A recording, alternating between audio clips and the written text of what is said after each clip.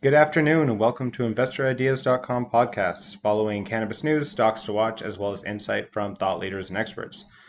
Today we have a special interview with Montel Williams regarding his company Lenity and their recent agreement with Cura to create a line of hemp and cannabis-derived cannabis oil. Here's the interview, starting with questions about how Montel got into the cannabis market and a little of the history of his company.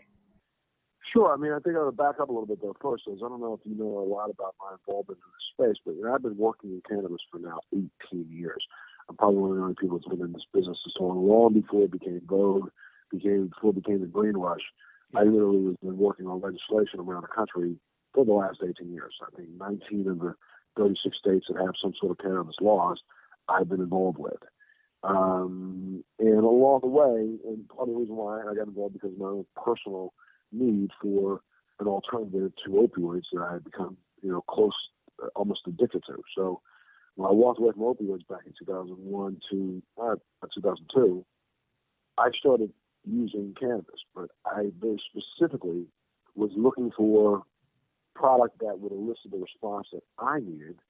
And so back in like 2002, 2003, long before anybody even knew what the term CBD was, I was looking for a product with CBD in it. Had already started. I've been formulating and I've stopped smoking flower at 2007, 2006, 2007. It's shifted over to 100% kief. I only used kief for 14 years or about 10 years before I started shifting over to oils. So this has been a journey that I've been on now for a large part of my life. And in the last 5 years, I kept searching for product that would meet my need and could not find any of it anywhere. And so that's part of the reason why, which I don't say you can't get somebody else to do it for you and do it yourself. And I decided to start looking into getting this done myself. And as I ventured out into the space, there's a lot of people out here, but not a lot of people who have the same philosophy that I have. And it's taken me a while, but we were searching out. We're able to find Cure, and when we met synergistically, it was almost like a marriage made in heaven. Part of the reason why is because we're on the same page. Have been looking again since I only use kief products for like the last 10 years, trying to find the highest concentrations of cannabinoid oils that I can. I started looking at cannabinoids and understanding that the differences in some of the responses that you can get from particular cannabinoids. I needed to find a formulation that worked for me. So about 5 years ago, I kind of stumbled upon something. I found what started working for me, and I started refining it, and now I've been able to find somebody that can actually replicate it. So that's part of the reason why I'm working with Cure, because they literally understand the philosophy that I have and on the same page with me, trying to ensure that we provide a broad spectrum cannabinoid product in the THC world, but then also a product for those who can't or don't want to in states where people can't consume THC. And so we come up with a broad spectrum kind of a product in our CBD line. When I say about broad spectrum, is that we've mixed in and added in terpenes and other things to help to elicit additional response from that CBD itself. And that's why we launched that. Now we are launching our THC line also in the states that we can legally distribute. And we're starting with Oregon, and we'll be moving out really quickly across the summer to a couple of states. And the goal is to try to make sure that people out there are people out there who are looking at cannabis the way I do, and that is because we're trying to utilize it in our health and wellness regimen as one of those tools in our arsenal. And I'm formulating a product I think that patients out there can understand. It's for patients, by a patient. So this is exactly what I've been using. Every single batch that we make, I actually test and how to formulate, and actually am a participant in every level of the formulation of this product. That's So awesome. I'm so excited that we were able to launch yesterday for our CBD product, and though we're not, we have wide distribution, and we're working to get it as wide as we possibly can. So I guess I'll go somewhat into the legalization just because it's something I wanted to ask about, and you are such a big advocate and part of that whole system that's been going on. So just as far as you're obviously based in the States right now, with Canada making it legal for recreational use this year, do you think that that's going to be maybe the tipping point for a lot of other countries and a lot of even the states to just go that extra step? There's going to be a lot. I think this is a 5 to 10 year process around the world, and even in the United States. I don't think this is something that's going to happen very quickly. I am actually right now working with some legislators in a couple of other countries, one of which I'm getting ready to take our brand into, hopefully within the next five months. So there are other countries that are coming online within the next 3 to 4 months. There are several other countries that have already now established a medical brand. You know, in Spain, I think now, Spain, no, it's not Spain, Portugal. Portugal, all drugs are legal. Spain, I think cannabis is now in this nebulous, weird category, kind of legal, not legal. It's medical, but not medical. New Zealand has a medical program. I think, Scotland has a medical program. So, and then I believe that they just lifted restrictions in India. So there's a lot going on around the world. I anticipate over the next 3 to 4 years around the world, I have a feeling that you're going to see some drastic changes. I know of 2 countries right now that are going to change very quickly, have already written legislation that doesn't make it legal in the sense of a recreational legal, but making it legal as a health and wellness tool. So just like any other nutraceutical, they're allowing it to be sold. So a lot's happening here in the United States. I think that we will hit a tipping point. It doesn't matter what the world does. It has never mattered what the world did in cannabis.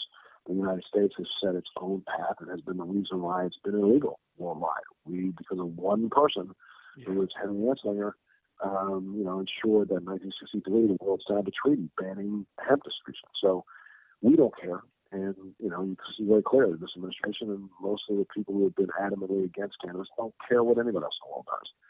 I think what we need to do is pay attention to what's happening right here. And I think within the next 2 legislative cycles, we will be somewhere around 41 or 42 states that have some sort of cannabis law. And that's what may end up being the tipping point. Yeah. Well, but you got to remember, Canada is smaller than California. Yeah, that's true. Yeah, population-wise, yeah. So, and I'm not knocking Canada. Believe me, I love Canada. I spent a lot of time. Matter of fact, I took my first company public in Canada. I'm just letting you know that take a look at it right now. I mean, how hard did the United States government fight in Congress to stop prescription medication coming in from Canada? Yeah. Believe me, America don't care about, our legislators don't care about what happens anywhere other than here. They could care less about Canada, and they would try their best to use that as some sort of leverage against Canada if they could. I know I've read a few things that you were even hesitant at first about using cannabis as a medicinal use at the start of when you were using it. Do you think that there's like the recreational, I guess, fun side of cannabis gets in the way of its medical side? I don't. No, I think what's happened is if you take a look at the polls, and what's been really, really wonderful is I have a very good advocate at Dr. Oz. Dr. Oz, who is, well known as, one of the leading doctors in the world and has had his show on for years now. He and I, 4 years ago, did a show on medical marijuana 4 years ago. And that show that he aired, about 3 months after that show aired, the polls in the United States moved about 25%. And you can't give him direct responsibility for that, but nobody else had done a show. Sergeant Gunter's special had not come out yet back then. And since that movement, it continues to move. I think there are polls that show as high as 88 to 89% of people in the United States or America feel 100% adamant that doctors should have the right to prescribe marijuana as a medicine. So the medical side of this, I think, has, believe it or not, just kind of been moving along not unchecked, but people get it. I think that most of the country gets it. The recreational side of this has, I think, in some ways, maybe just thrown a lot more distraction into the repartee or the discourse, but it has not slowed the medical progress. Legislative move towards allowing medical, usage. Yeah, because lots of states are starting to jump aboard. I think this coming election cycle, I think I've been told that there's as many as 8 states have some form of legislation on the books. Is that right, John? Do you know, John? It's a bunch, yeah. So I think, yeah, again, the recreational conversation, and we should go back to that for a second. Around the world, I travel quite a bit. I was in Israel last month. I was in Armenia before that. I was in London before that. Around the world, there's a general sense that, people missed the boat in a sense. Like, remember, the United States of America consumes, I think it's 89 to 90% of all the opioids in the world. The rest of the world doesn't have access. Yeah. And this is something that could give access to pain relief to lots of people in the rest of the world. So looked at differently around the world. And I think you're going to see some changes around the world. But again, the United States, look, we pulled out of the global warming, the climate change agreement. Okay. Just for your own personal experiences and everything, you're saying that mainly you've used CBD products. Do you find that there's a big difference between the CBD and the products that has THC in it as well? No. Let's better slow down for a second, but make sure you understand. I am a believer in 100% full spectrum cannabinoid use. Yeah. 100%. I use THC, CBD, CBG, CBN, THCV, THCA. I believe in full spectrum use. Okay. Now, there is benefit. Now, we should back up. There's a lot of people don't know this. Historically, if you go to the 60s and the 70s and the 80s in the United States of America, most growers in the United States bred CBD out of the plant. As a matter of fact, that's part of the reason why internationally it was so hard to find fairly decent CBD seeds, because when THC was discovered, everybody thought, oh, that's the only thing of any value. So people tried to breed the THC the CBD out of the plant, all the other cannabinoids, trying to see if they could elicit the highest response they could get. And they started to notice, guess what? You don't get much higher. And why? Yeah. Because you destroy the entourage effect. So I am a believer in the entourage effect, not only cannabinoids, but also terpenes. I've developed a CBD product because in the United States, the argument between THC and CBD is so strong that there's several states that you cannot have any THC at all. So it's more legislative. People should not be, people shouldn't be, not allowed to experience at least some portion of the plant's benefits. So I formulated a CBD product that does still have the same, anecdotal characters that most people have already written about. And then I've added some terpenes to it, and also using some bioavailable food-grade terpenes to help speed up its absorption and also enhance some of its effect. That by itself is, as a nutraceutical, is as valuable to anybody as taking vitamin C, vitamin D, vitamin E, or anything else. If you look at it right now, there's a company in the United States that did this about 5 years ago, so I think it's absolutely asinine. But it's a company, I won't name them, but they went out and they said, they went to all these health food stores, and they noticed that one of the biggest products in the health food store was krill oil, fish oil. Yeah. So what did? They took fish oil and ran it through a pharmaceutical process and did a double-blind study and said, yeah, that fish oil works.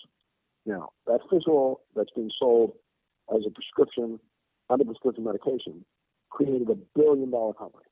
Yeah. But that fish oil is no better than that fish oil that's in Red or anybody else in GNC or vitamin shop. Yeah, exactly. It's fish oil. Okay? So,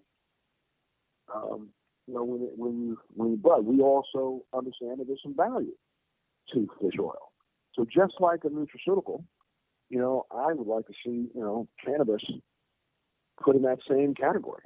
It's a nutraceutical, and CBD is just that same thing. So I should be able to, because I've wanted to create a product that people can use on a daily basis, like a vitamin, and part of a health and wellness regimen. Because you also do know that, cannabinoids do excite the endocannabinoid system, which is part of our physical makeup. So, just like vitamin C goes in the body, echinacea, zinc, CBD should be part of your daily regimen. Yeah. So with the states legalizing, or any area starting to move the legislation towards allowing this product, are you worried about sort of the collapse of that fringe element that is sort of what's running the cannabis industry right now, especially in the States? People like yourself are a good example, where there's a lot of passion and commitment to the product involved. That's a lot of the companies that are out there are very committed and very passionate, because they have to be to go through so much legal tape. What's that changing? Are you worried that it's going to sort of go back to the big pharma problem that you find in most other medicines? I'm hoping that, I plan on being in this for a while. I'm not here to step aside just because, G&G or somebody else decides to step in. I mean, let's go back for a second. You think about this when we looked at prohibition in the United States. Yeah. That was what, almost 100 years ago. Yeah. So we looked at prohibition. Well, guess what? 5 years ago, across the country, they just started licensing moonshine makers. And what do I mean by that? For 100 years, moonshine was made, sold throughout the entire South. I'm right now in Jackson, Tennessee. Every once in a while, a truck will pull up at my in-laws' house every couple of months, and the guy pulls up there with like 5 or 6 bottles of pre-ordered, like lightning. Okay? Yeah. The industry's been there. Now this guy is getting ready to get himself a license and be able to sell it at Walmart. Not Walmart, but at one of the grocery stores that sells liquor. Yeah. See what I mean? So what I'm saying is that I don't care if the pharmaceutical industry jumps in, as long as there is a nutraceutical version of this or a non-pharmaceutical version of this. I think that it'll be a burgeoning industry for the next 20, 30 years. And I honestly think that for the next 10 to 15 years, it'll take them that long to figure this out. And those of us like myself that are out here trying our best to blaze a trail, I think we'll be continuing to blaze a trail 15 years from now. Do you think that there's going to be other sort of that marijuana almost will be the gateway drug in an ironic sense, but that it will open up the doors for other nutraceuticals and other sort of drugs that people have looked at that they're now going to maybe be legalized, or people will sort of start using those benefits?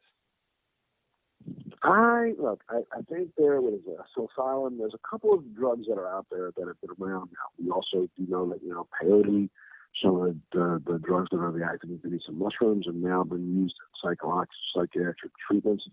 There's a lot of drugs out there that may start to make their way into the pipeline, but I think they will make their way into the pipeline utilizing the same pipeline that cannabis is using now, not the one of 20 years ago. I do not see heroin all of a sudden being used by people and being sold in corner streets. No.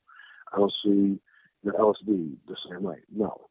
But I do see those drugs that we think have some form of additional value. Yeah, I was more mainly thinking of mushrooms in that sense, because I know that that's... Yeah, I was thinking, I thought you were thinking of mushrooms, but here, let me tell you this. Do you remember there was a drug, maybe I don't know how drug, but there was a drug in the 60s called thalidomide. Thalidomide caused one of the biggest outbreaks of birth defect in the history of mankind. They created this drug to give to women for morning sickness and for other pregnancy-related ailments. And what they ended up finding out is that this drug caused just some of the most horrific birth defects. They stopped it back in the 60s. Yeah. Now, do you know that drug right now is being used in one of the frontline drugs? I cannot remember which illness is being used for, but they now realize, holy moly, we condemned an entire drug because of one thing, but when we find out that this drug has such huge benefits for something else. There are things like that in mushrooms, things like that in LSD. Remember, our government tested LSD for 30, 40 years. Yeah. Using it. There's the a lot research is there, right? Yeah. Correct. Medication is out there. And some of those, again, as long as I believe it follows the path of a nutraceutical or pharmaceutical. I don't mind government intervention. I believe in some cases it's necessary. Right now, I'm so angered by the fact that there are some people still out here processing marijuana with DHL. Excuse me. Using butane to extract the medicine, and they will say, well, they do it for other medicine. No, they do not. They do it in some food processors, but we tolerate people eating 400 and 500 parts per million when you use butane to extract an oil, okay, whether it be olive oil or something else. I don't necessarily think that's a good idea. And especially when it comes to something that somebody's going to smoke and put in their lung to go straight to their brain. So I don't mind there being some government intervention and government control. I just don't think the government has a right to outlaw completely. I see. So you're still on board with them sort of keeping their hand on the wheel for the research, but just not actually limiting it. I mean, because unfortunately, if everybody got into business in this country with altruistic intentions, then I'd say you wouldn't need any government control. But we know that's not true. Yeah, exactly. And again, there are people selling crap out here right now. There's marijuana being sold that's got mold on it. I mean, how dare you claim that you got a medicine that you would sell and you don't even test 5 times? So I don't mind some intervention. I just think that intervention should be done. Here's a drug that's been around for 3,000, written about for 4,000 years. Okay? Yeah. Excuse me. 4,000 years worth of research ain't enough. I don't know what is.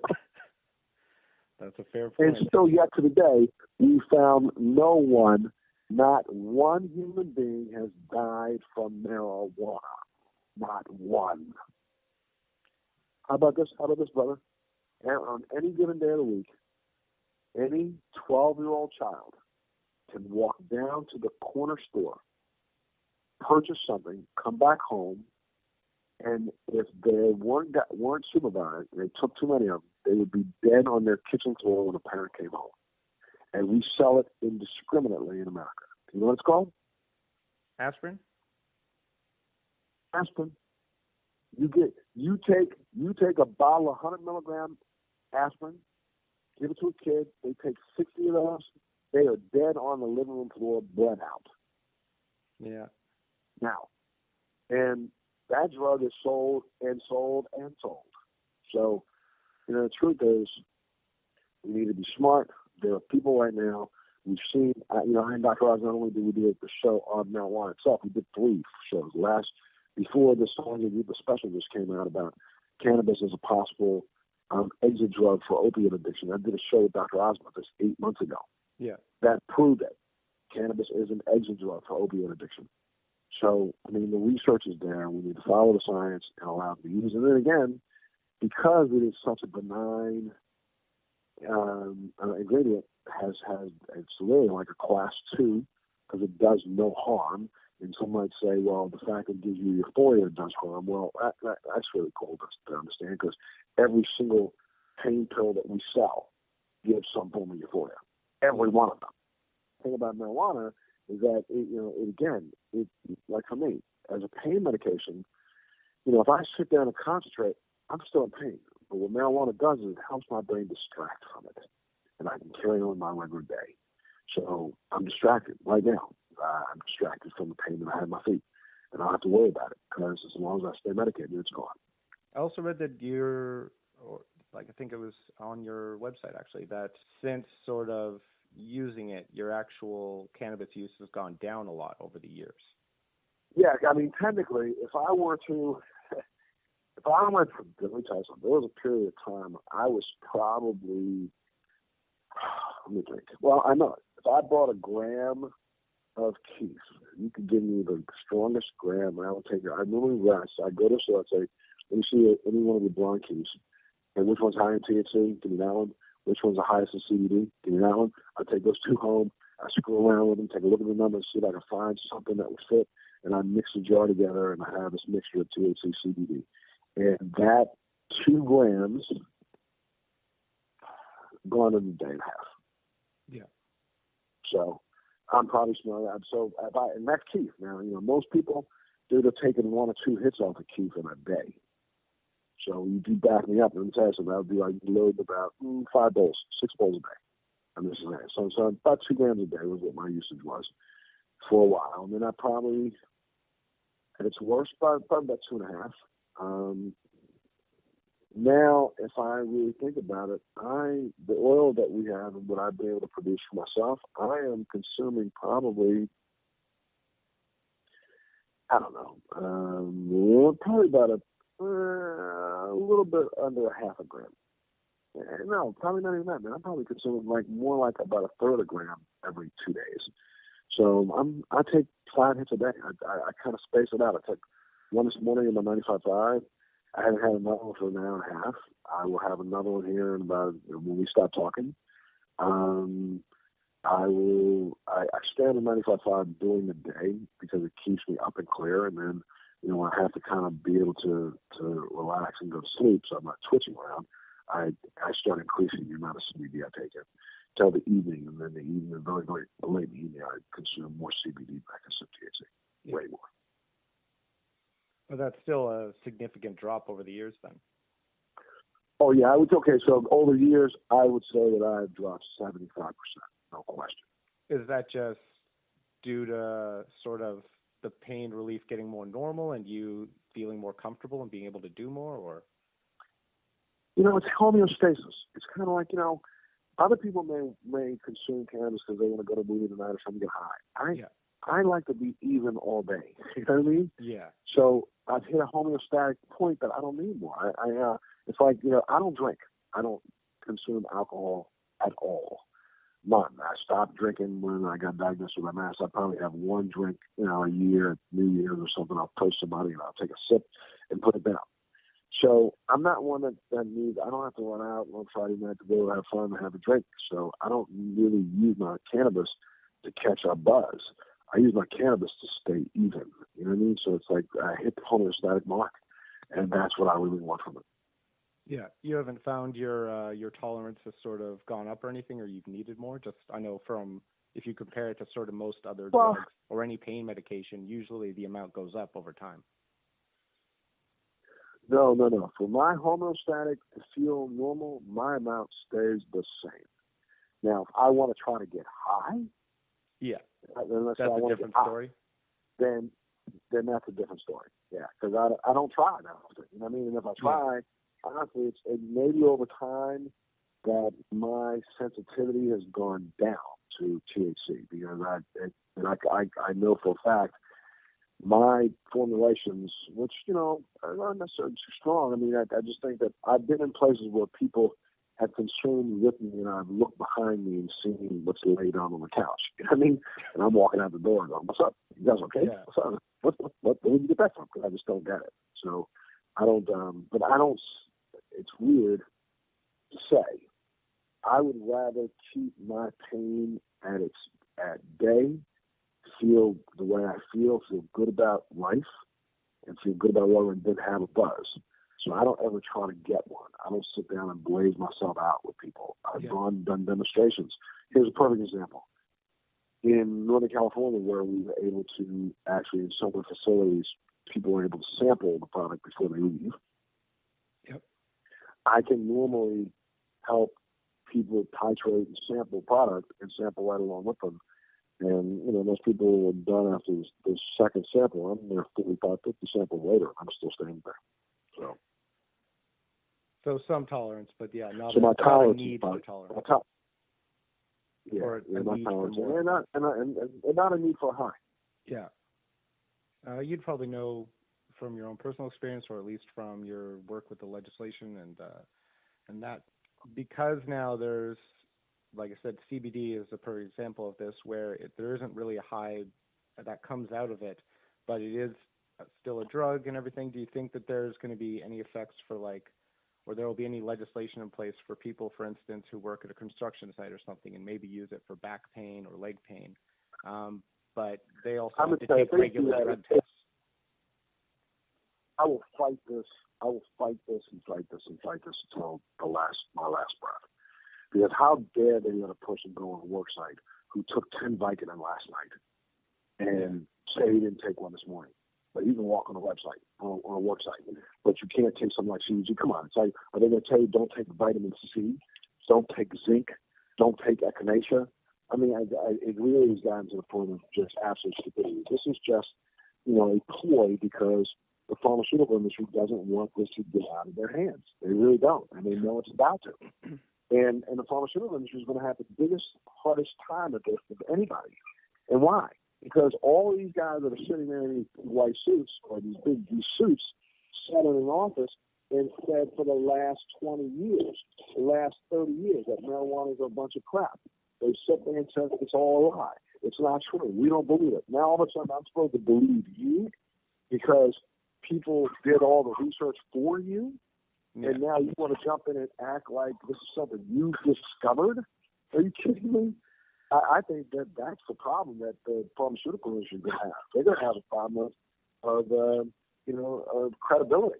The fact that you said it didn't work, now all of a sudden I'm supposed to believe you because you took somebody else's information, stole it, took it to tested it, and now are claiming that you discovered something. I think that's where the problem is going to be. And that's the reason why there's such difficulty in this. There's a number of politicians who probably have a cousin or aunt and an uncle who are signing on to get licenses is probably going through the roof right now. Oh, yeah. Yeah. Yeah. is there anyone in the cannabis market now that you think is someone that needs to be talked to, and sort of what would you want to ask them? Oh, what do you mean? Is there somebody in the cannabis industry? Yeah. Or no, yeah. I really think I think what we're doing right now through Limited Labs is kind of blazing our own path. So I'm okay with that. But when it comes to in the cannabis world, sure, the cannabis world.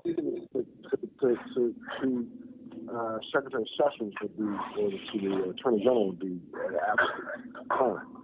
I wouldn't mind trying to see if there's a way. I don't think it's one leader. I think it's multiple. I'd love to be able to sit down and have a congressional session on cannabis right now, and actually have an opportunity to testify and to put together a real forum on cannabis for the U.S. Congress. That's what I'd like to do.